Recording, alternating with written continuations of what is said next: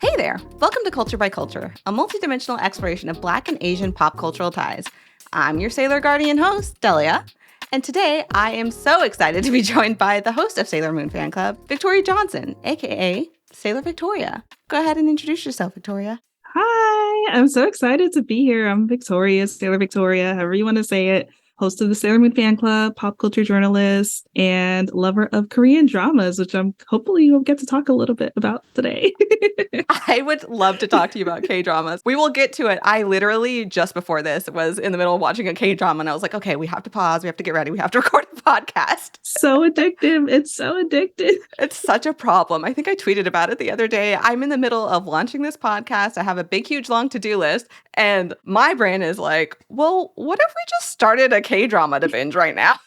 Yeah, same. That's the problem, I think, with getting into creating as a nerd is that you're still a nerd. So you're still going to try and make time for those things. And the balance is real difficult. Yeah, like you want to consume the media, but also like you need to like create content too and do all the other stuff you need to do. But you still want to like go to the cons and enjoy yourself or like watch stuff and read stuff. It's so much to keep up with. It's so much to keep up with. And there's only 24 hours in the day and it's just not enough. I used to think if I ever was able to, make this a bigger part of my hobby or work part-time, there'd be so much more time. But the way I think creative brains work is you just fill the time. Yep. Yeah. It's like, oh, I have some spare hours. Let me watch a few episodes of One Piece or whatever.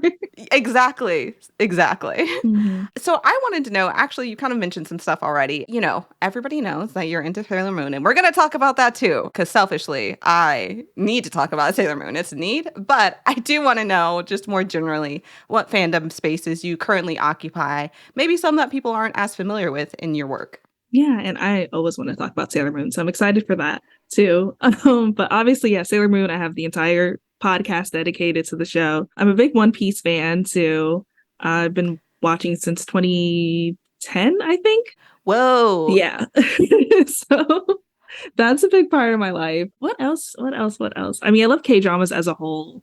I've kind of fallen off in the past few years, but like there was a time where I was like deep into like the K-drama life and even went to South Korea. Like love. I would love to go. Yeah, it was pretty cool. I also love Saga, which is a comic book with Image Comics. It's really cool. I feel like I'll stop there because I'm like, I'm gonna just keep naming stuff. And I'm like, what else is there? I feel like those are the top ones, though. That is so interesting. People say One Piece is so good. My dad, he really enjoyed One Piece, but there's so many episodes. So when you said you watched One Piece, I was like, oh, when did you start? But I guess you've just been you've had the time. Yeah, I mean, and it's been off and on since then. Like, so I didn't like catch up in 2010. So I watched up until like maybe 60 something then. And then like later on, I got up to like 100 and something. And then I stopped for a few years and I binged up until like 600, like 1 year. And then stopped for a few years and came back. And I actually just caught up on New Year's Eve last year. Wow. Yeah. I have so much respect for people who put in that kind of time. I would love to. It really seems like a show that's up my alley, but I just don't know when I will put in that kind of time. But who knows? Stay tuned, I suppose, everybody. Just chip at it little by little. Over time. For me, 10 years time. But, if you really have the dedication. What would you say was your first fandom? Ooh, I want to say actually probably, because I actually went through my old stuff at my mom's house recently. So I've been really, this is a perfect time to ask, because I think originally I would say like Sailor Moon, Dragon Ball Z. But even before that, I think Barbie and Lisa Frank, if those count. Oh, my word. I almost wore it, but I have these Lisa Frank crew necks and they're covered in Lisa Frank print. Ooh, I love them. My gosh. Love Lisa Frank. That is so interesting to me because I feel like aesthetically, that is still very much magical girl aesthetics, kind of. Like it feels like a precursor. Definitely, yeah. And it's so funny to me because I remember being younger and being like, I don't like pink. Pink is for girls. And I'm looking at all the stuff I was like playing with or like that I liked. And it was all very extremely girly. And I'm like, I don't know who I thought I was fooling. Clearly just myself.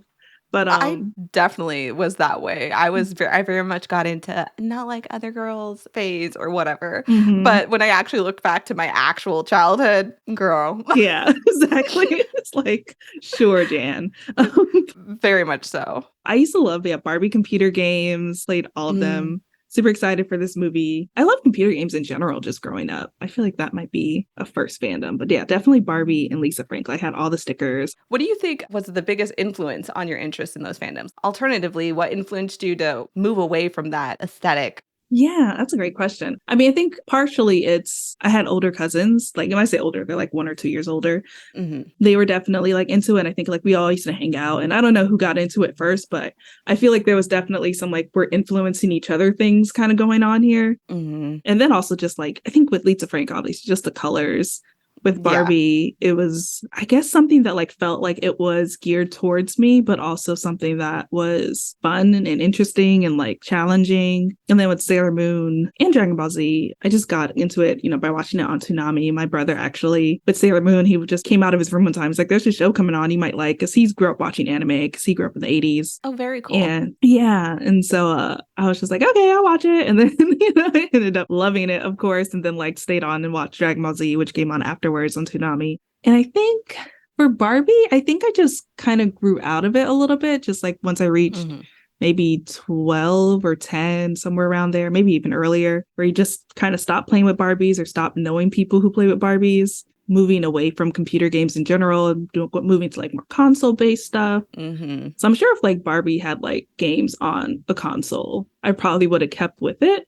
I'm sure they do, but if like I knew about it or had them. Decent games, rather. Yeah, decent games. Maybe that's a better term. Like, but like if a Barbie game was released for the Switch like today, I would get it. And I got the Bratz game. Man, I feel like the 90s, for better or worse, were so good at merch tie-ins and really just having, when there was a movie or big pop culture event, you were going to get the toys, you were going to get the video games, you were going to get all of it. You saying if there was a Barbie Switch game, I'm thinking the Barbie movie's coming out. Now would be the time. That would be amazing. It would be perfect. And I'm like, why isn't this a thing? Because the demographic is there. Like, I'm here. Like, I will play it. I will buy it day one.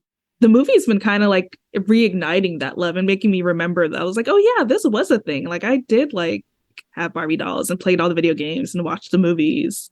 And so I'm like, give me something now. I think it's interesting that you really hooked into Sailor Moon, because for me, the reason I waited so long to watch it was because I went through the unfortunate I'm not like other girls phase. So I was like, oh, I'm going to watch Inuyasha and Dragon Ball and all these other animes because, again, not like other girls. And I just thought of Sailor Moon as this girly show. Not that I didn't have friends who watched it. I did. I just refused for whatever reason. Very much, to be clear, blocking my own blessings, to be sure. Regrets. I have them. So I just wonder how that show still reached you and resonated with you, even though you had maybe moved kind of past that time in your life where other media like that wasn't resonating with you. Yeah, I don't know, honestly. I mean, I guess part of it was maybe because my brother was suggesting it. So maybe I just didn't code it as like, this is something for girls.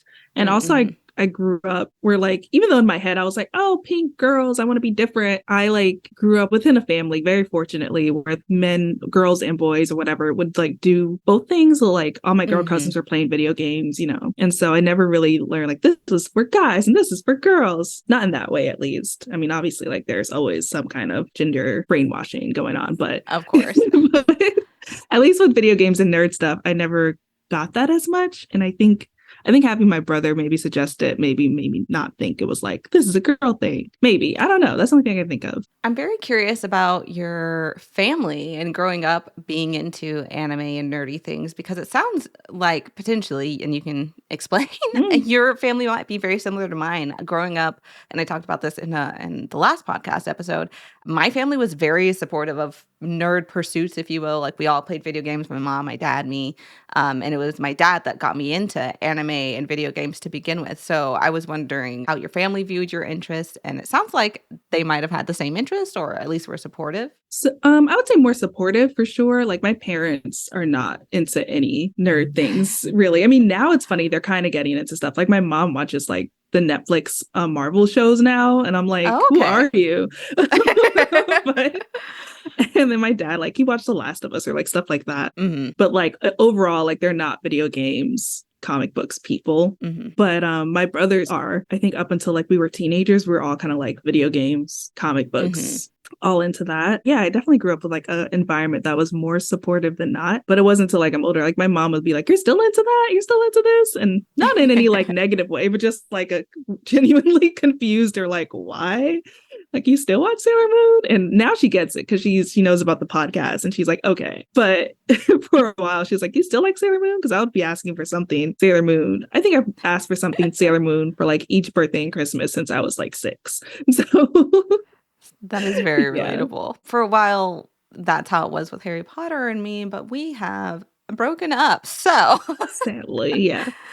So not as much anymore. But at this point, yeah, my family is all very nerdy. They've always been very nerdy. And it feels like as time goes on, they get even more nerdy, like it in ways that I couldn't predict. But I think it's very, I don't know, rare. I mean, the reason I created this podcast is because I'm interested in these intersections. But I know a lot of my friends growing up, especially my friends that were minorities, Black, Latinx, they didn't really have that. They very much were not understood for their interest at home and had a real hard time. And I feel like our experience is more rare. Yeah, it definitely is. It definitely is. I think especially for like people who cosplay, I wonder how my parents would have reacted if I wanted to cosplay it like as a teenager. Yeah, I think there is, especially with anime specifically, I think there's like, oh, what are you watching? Why is this person half naked? Like, why do the girls look like that? Right.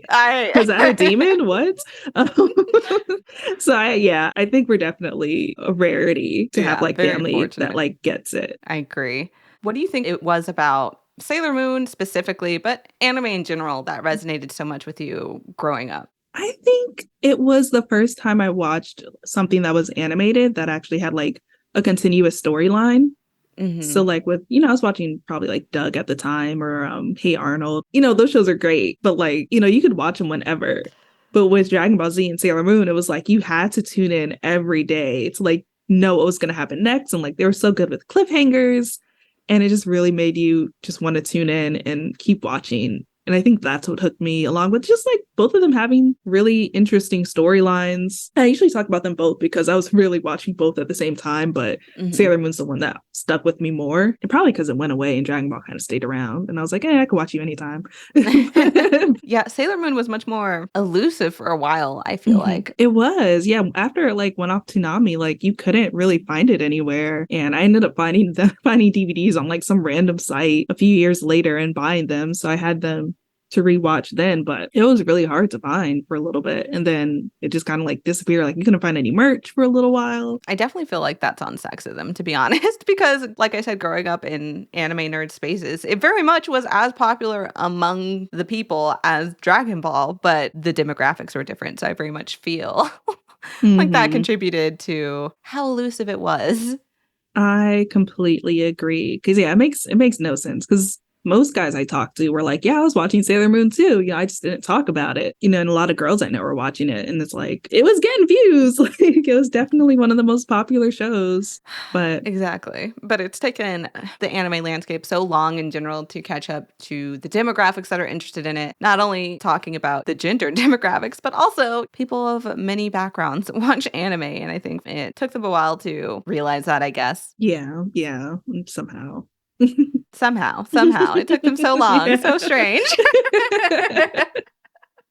I guess that's a good segue into, I was wondering about Sailor Moon Fan Club and the catalyst for creating it. Yeah, so it was that is a good like segue because it was kind of because of that reason where I feel like there was so much conversation around shonen anime or manga that I was just like, there's so much magical girl stuff out there that I don't hear a lot of people talk about. Like people talk about it, but there's not a lot of podcasts about it. There's not a lot of discussion around it. And like, there are like hundreds of magical girls shows. And so I originally wanted to do a magical girl show to kind of like combat that a little bit. And then I realized that's going to be a lot of work. I have a full-time job. I'm tired most of the day anyways. And then there were a lot of shows that I hadn't seen. So I've seen some, but if I wanted to do it right and like wanted to do each episode on a different magical girls show, like that was just going to take a lot more time and energy. So I had to get real with myself and then realize that like I could talk about Sailor Moon all day. And so that's when I decided to narrow the focus and just make it a little more niche and do a Sailor Moon podcast, especially because a lot of the guests that we're finding were more Sailor Moon fans rather than Magical Girl fans. That's when I decided to narrow it to Sailor Moon. And it just kind of came together from there. And like everything was like clicking. When I was trying to do the Magical Girl show, I was like, all right, what are we going to talk about? What are the segments? What's it going to be about? Like, who can I get? And then when I decided to do Sailor Moon, I was like, oh, I'll call it Sailor Moon Fan Club. And at the end, we'll do like, everyone can create a Sailor Moon says phrase at the end and all this stuff. And it just like flowed. And I was like, okay, this is the idea. And it's just been really great so far. Like, it's something I didn't realize that like was needed in the Sailor Moon fan base. A lot of people have credited with like kind of creating a community for like, especially Black Sailor Moon fans. Absolutely. Yeah. It's been really great. Just things I wasn't expecting to come from it have come. And I'm just like, this is so awesome. Before I even started watching Sailor Moon, like it was a thing that was on my to-do list. I heard of your podcast before that, I think because Connie, who we both know, yes, was on. And I was just blown away, because your graphics look so cute. They're so cute. Thank you. Just need you to know that. But also, you could very clearly see this community around it. Like you can tell when there are people who are just putting podcasts out, which, nothing wrong with that. Creators got great. We're all doing our best. But you can tell when somebody's successfully built a community just with like how they're engaging and the engagement they're getting back. And I was just kind of taken aback and impressed by how well you had, whether on purpose or not, or by, happy happenstance, seen a need and were able to fill it. Because clearly people came out of the, or that's how it appears. People came out of the woodwork like, yes, this is the space I've needed. Yeah, no, it's total happenstance. Because like, I was just like, I just want to talk about Sailor Moon with cool people. And people were like, oh my God, we didn't know we needed this, or we needed this. And thank you so much for like making it. Has there been any challenges with curating that space and creating that community around the podcast? I launched in March 2020. Mm-hmm. Oh, no. Okay. Yeah. So I came up with the idea in like January 2020. And I was like, I'm going to launch in March because that's when Naoko Takoji's birthday is. And like the Sailor Moon anniversary is. So I was like, perfect.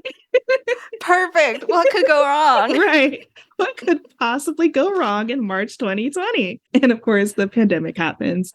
Yes. And so I wanted to do like a whole like little launch party at a bar and like all these things. So cute. Yeah. And I had ideas for like meetups and none of that happened. But luckily, this year things seem to be kind of opening up. People are feeling more comfortable going out and, we have masks, so luckily, and we have vaccines. So planning hopefully some stuff this year and maybe next year and trying to get my toes wet. It would really make things difficult because, I don't know if people realize how much planning goes into a podcast. You really build up what it's going to look like, what the trajectory is going to be. And so I can't imagine having, so much hinging on like in-person stuff and that just being, nope, you can't do it. Sorry. Yeah. The pandemic was horrible. It's horrible. But I think in some ways it did work to my advantage because I think that's a large part why I was able to get like Sweetie on the show. It was because everyone was home. There were things like that I guess did help. But at the same time, it was like, boo. I think the other thing, guess to be real is, just funding. Like, I think I've gotten one ad on the show before. And I've just been like, come on, guys, it's a great show. Give me sponsorship. It's hard out here being a solo creator. You gotta just give yourself space. So I appreciate that. I always need to hear that. So thanks. Absolutely. We're doing what we can. And like we were talking about earlier, there's so much you want to do as a nerd also. You want to take in the content. You want to experience the things in real life just for you. And then there's the creating content side of it. So, there's only 24 hours. So we got to give ourselves grace because we're all doing our best. That is so true. And then it's on top of like cooking and cleaning and day jobs. Being an adult. Being an adult and seeing friends if you can. I guess I was curious, do you ever feel limited by the space you've carved out in fandom? Because I know you said you imagined doing a podcast that had a broader focus, but that comes with its own challenges. But I do wonder, have you ever felt limited by the scope of what you've curated for yourself? And how do you deal with that if you have? Sometimes, only because like there's been certain guests or some people I would just love to talk to, like thinking like Megan Thee Stallion, who's like a huge anime fan, but she's not necessarily a Sailor Moon fan. And so I'm like, how can I get her on my show? Because like it just, or like even like a Michael B. Jordan. I'm like, I would love to have Michael B. Jordan on the show, but like he's never watched Sailor Moon as far as I know. So like times like that, I feel a little like I wish I would have done something maybe a little more general, but then I'm like, but then I wouldn't have the specialty of like the niche of Sailor Moon. Or even like Serena Williams, I think is a Sailor Moon, or not a Sailor Moon fan, an anime fan, and she loves Avatar: The Last Airbender. How did I not know this? She even voiced a character in Korra, like a small role, a very small role. You know what? I do think I knew that. I haven't seen Korra. Okay. It's on my to-do list, everyone. It is. It is. I have friends who yell at me regularly. No It's on judgment my from to-do me. list. But I love Avatar: The Last Airbender. Like, definitely top fandom. I have a lot of art behind me. That's Avatar: The Last Airbender. Love. I didn't know that. See, that would be a dream. It would be, but I'm like, I can't get her on my podcast, even if I Yeah. wanted, even if I could, even if she said yes.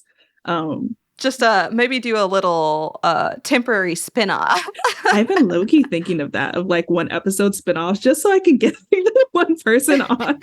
Like an Avatar: The Last Airbender fan club, one episode. We do what we got to do as content creators. Listen, because I'm like, I just want to talk to Serena Williams. That's all I want. I would help promo the heck out of that, because that would be so good to listen to. Thank you. Yeah, I mean, fingers crossed. We did talk about, in the lead up to the podcast, we're kind of getting into the K-drama of it all, but in general, you did express your own interest in Black and Asian pop cultural ties, which I said before we started recording. A lot of people since I announced the podcast have expressed that they too have noticed these pop cultural ties. And I was so surprised because I've always had this interest and haven't been able to really find outlets for it. So I was like, I guess I just got to make a podcast about it because that's what I do, I guess. But I'm so curious as I'm hearing people tell their stories, like, where did you first notice these connections and what made you interested in them? Ooh, that is a great question. And I feel like I should know this. Maybe it was around the time when Dean came out and also Rain in general. Mm-hmm. And visiting a lot of Korean coffee shops, actually. Okay. So like this is like circa grad school to era for me. So like 2013, 2014.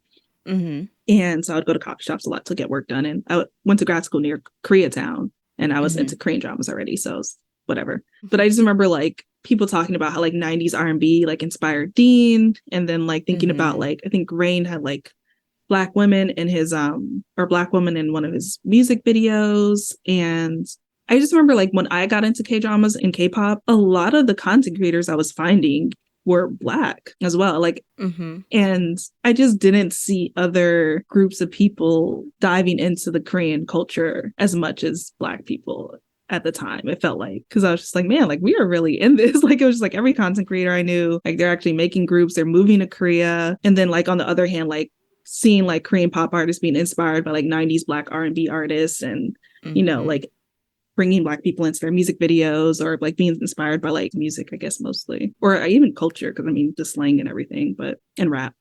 Yes, very much the rap of it all. Yeah.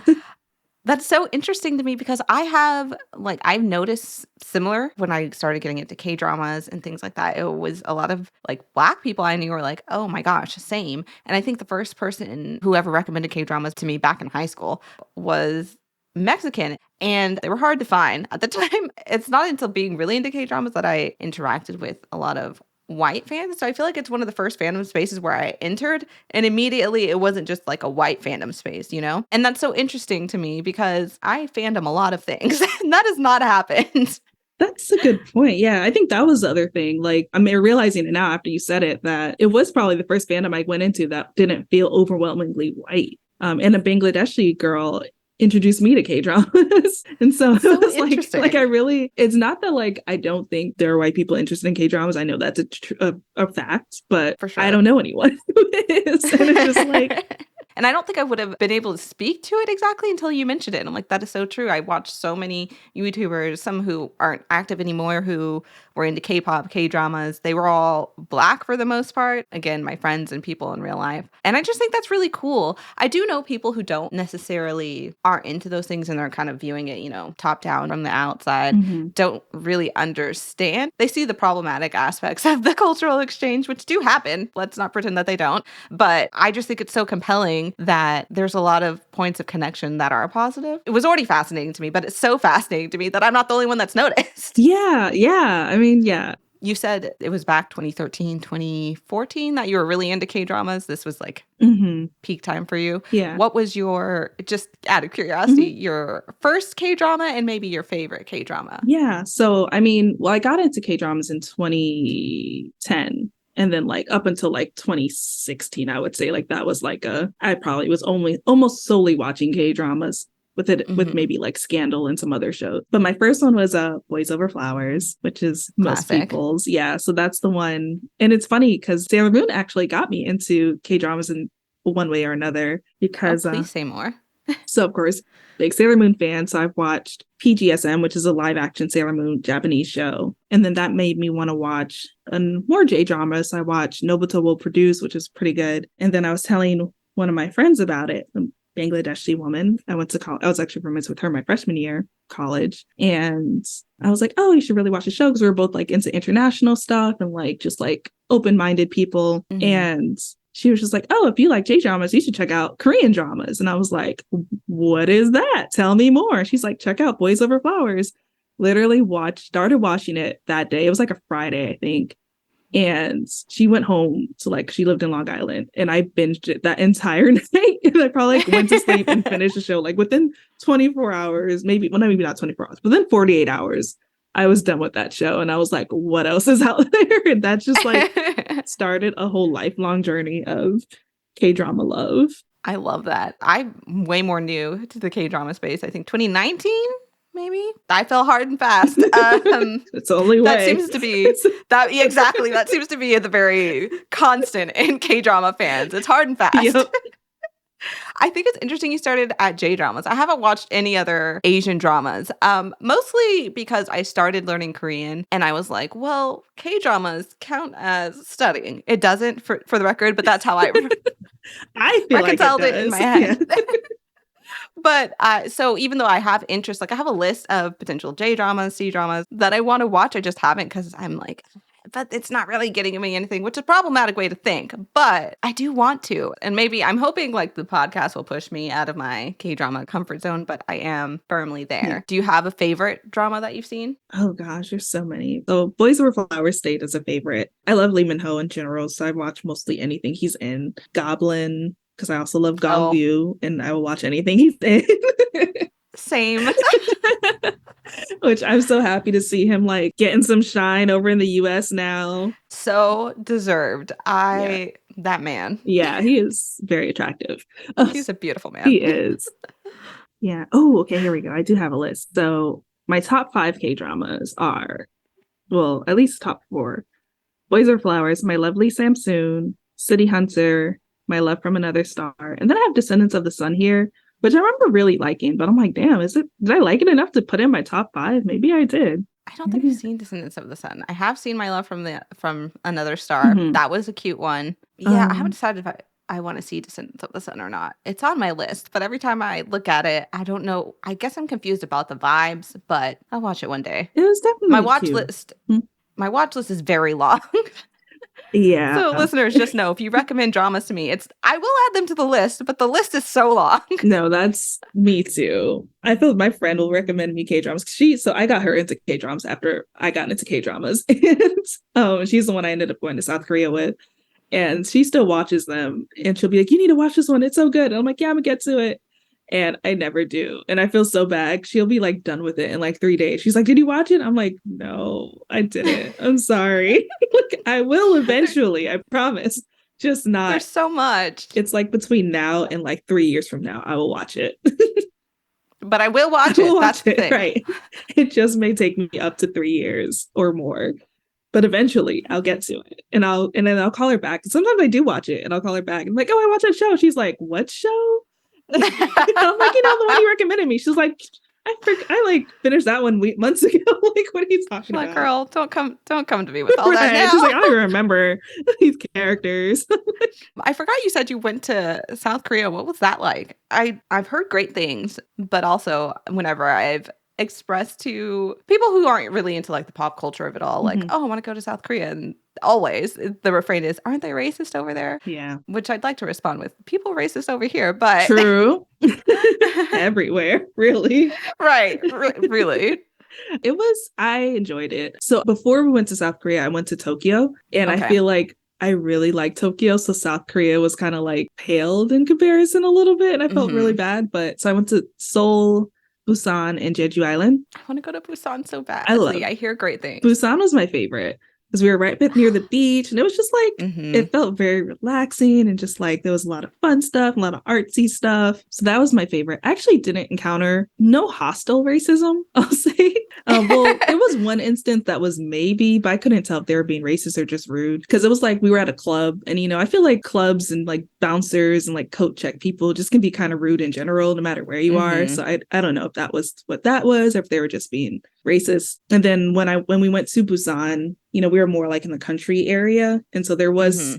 an older Korean person who tried to touch my hair. I But hear that happens a lot. yeah, It's wild to me. yeah, but like they were at least 60, maybe 70, which of course, should still know better than to like touch strangers. But it was like, okay, you're older. We're like in the middle of Hmm. like, because we had to take a bus and we had like a layover. And so we're like really in the middle of like nowhere. So I'm like, you may not have actually seen a black person before. So They like actually might not I'm have. just That's very move real. out the way, but I won't yell at you.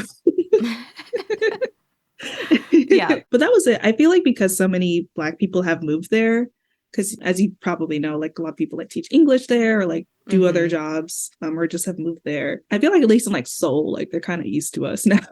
Yeah, it's getting much more. I mean, it's still very low percentages, but when you Mhm. go from like 99% Korean to even like 97, I don't know the Yeah, statistics these days. It's still a big shift. And they have more, multicultural people, Black people specifically in their media, right. like Sam Okyere, which, I mean, is he in the media anymore? We're rooting for you, Sam. I know he did something recently, and I was like, "Oh, you're still out here? Let's go, He did. Sam." He got back on some sort of show, and I was like, oh, look at him. It was so funny, though, not to call him out his name. I don't think we have any Korean listeners, so it's fine. But he went on this show, and again, he's, apologizing for what he did for people who don't know. And very, very brief, he was calling out blackface of these students. This was, I think, 2020 Mm. that they had done in South Korea, somewhere in the country, a school of high schoolers, I think, they'd done blackface. It's a problem. He called it out. There was a big uproar. He had to apologize. He lost all his work, et cetera, et cetera. It was I bad. did not hear about any of that, so thank you for that little recap. Oh, it was a lot. Yeah. So that's why he stopped working, and he was on a lot of shows. Hmm. He lost all of his work, but he recently was on something. And in that show, he was again apologizing. Like he had bowed down in front of the media, like all this stuff. But again, he was apologizing on the show. But a couple weeks prior to that, or maybe a couple months, he was on Jubilee, and they have this show. It's a YouTube channel, Jubilee. They have just a concept of a show where you stand in line if you agree, disagree, strongly disagree, and then like in the positive the other way. But with Black people living in Japan, they did one at Black people living in India, maybe, and then Black people living in South Korea. And he was on that episode, and he was not that apologetic on that episode, let me tell you. He's like, I already lost my brand deals. Like, Yeah, he's like, that was rough. Y'all didn't have to do all that. But then he goes on the show later. He's like, yes, I'm still so sorry. But mm, he knows his audience. Shout out to him. Get the bag. I get it. absolutely, absolutely. But yeah, you're seeing more Black models going Hmm. back to people in the public perception, Black models in South Korea. Yeah. Multicultural families are gaining in prevalence too. So I have hope that things are changing over there. And it definitely does seem to be the case with the younger generation, which also it gets me really hyped for this podcast because I think the points of connection have a lot of potential through our pop culture, have a lot of potential to do good works in these places where they're trying to transition from such a like homogenous outlook, I guess you could say. Hmm. But also, I think we also have to do work as Americans to not be so culturally imperialist about it. Yeah, definitely. I never realized how quote unquote American I was until I went to Tokyo and South Korea. Cause then you realize, like, wow, I'm very loud. And it's like just all these things. But also quickly, South Korea was the first place I saw Black mannequins.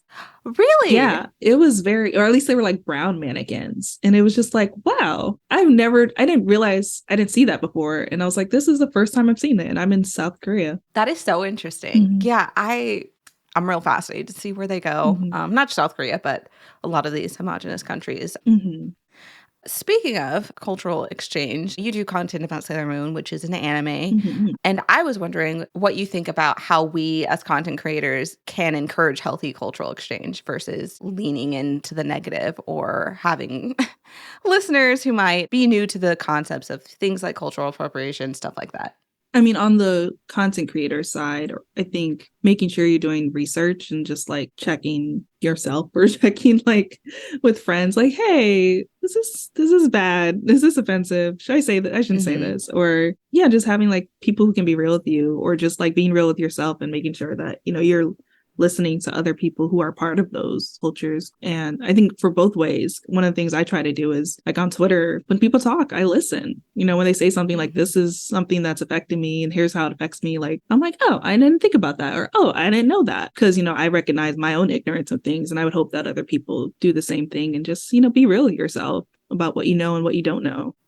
Yeah. And even like there's some stuff I'm like, I don't really understand why you're struggling here, but if you say you're struggling, I'm just going to believe you and go about my way, you know, and believe that and say, if this bothers you, I don't understand why it bothers you, but if you say it bothers you, I won't do it. Or, you know, I will stand behind you when we tell other people not to do it. Just being empathetic and compassionate and listening to others and checking yourself.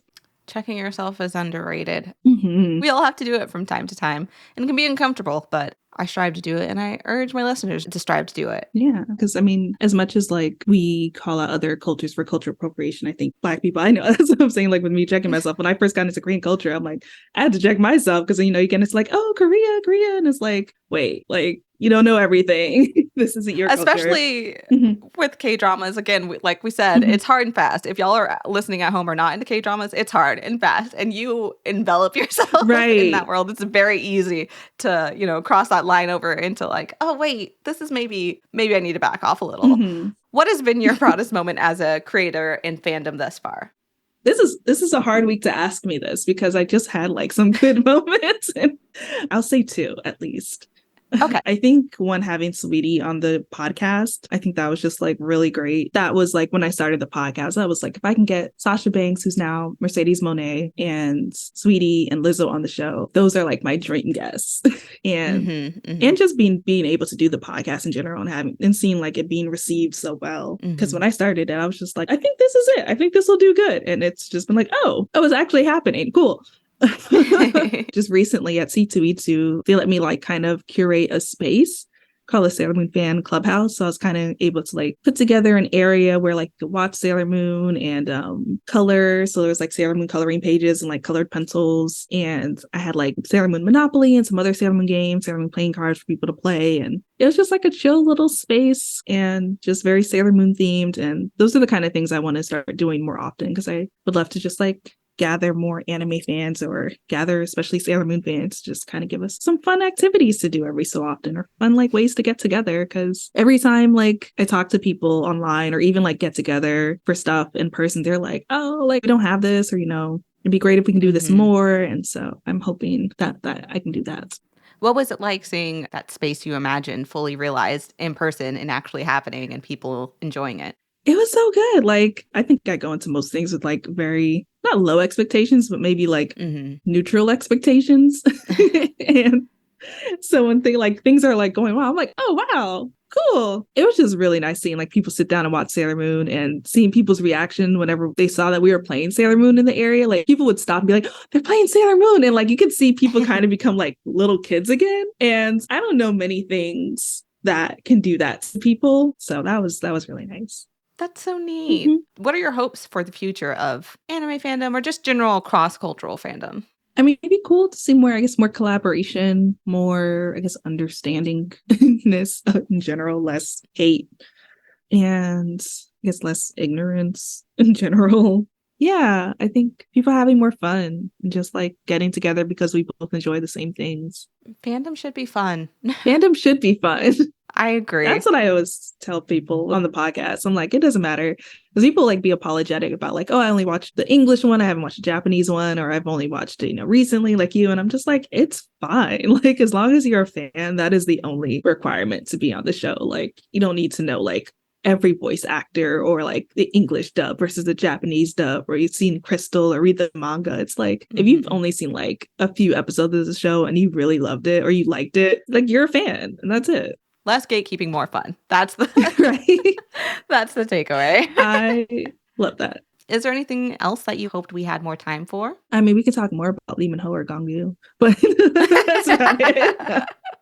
We might have to have a whole part 2 just to expound on the merits of Gongyu and his features. Yeah. But other than that, no, I don't think so. This was great. This was so much fun. Thank you so much. Thank you so much for coming. Where can the good folks find you? I know you're on hiatus, but plug what you can where you can. Go ahead. Yeah. I mean, I still tweet. So you can find me on Twitter at Miss Old School. Same on Instagram. That's Old School with a K. So MISSOLDSKOOL. And you can also find me the podcast, Sailor Moon Fan Club, wherever you listen to podcasts. There are like over 100 episodes, so plenty to catch up on while I'm on hiatus. And we'll probably be returning later this year. And you can find that at Moonies Club on Twitter and Moonies_Club on Instagram. And then I do TikToks every so often. So you can find me there at Sailor Victoria. Much respect about you doing TikToks. I cannot, but I have so much respect for those who do. I do one maybe every like 4 months, so don't respect me too much. Okay, y'all. Well, thank you so much for listening.